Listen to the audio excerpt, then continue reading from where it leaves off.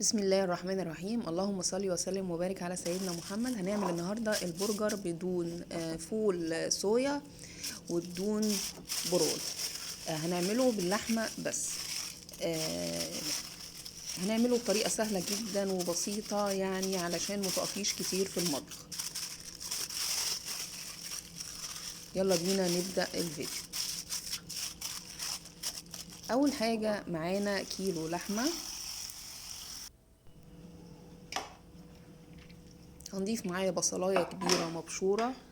ممكن البصلايه دي نحمرها ونحطها، وممكن نحطها كده صحيحه.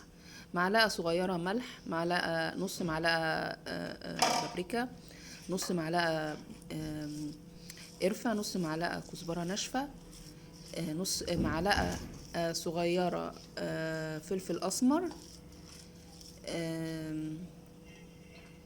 انا هكتب المقادير في صندوق الوصف افضل.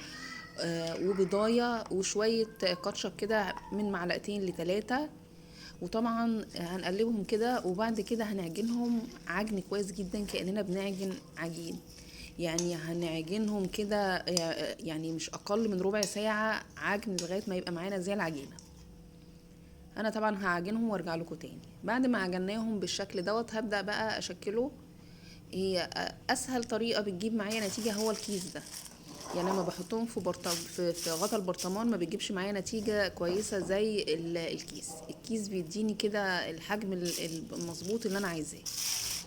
هنحطه في الكيس كده، في الكيس اي كيس تلاجة عندك، وهنضغط عليه بالشكل ده. هيدينا بقى الشكل بالظبط اللي احنا عايزينه بالظبط. وبعد كده ممكن نشويه او نقليه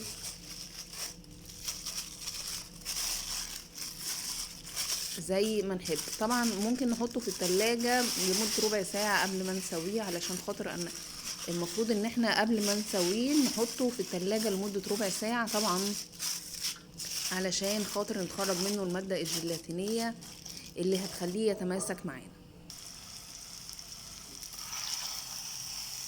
ممكن طبعا نخزنه في التلاجة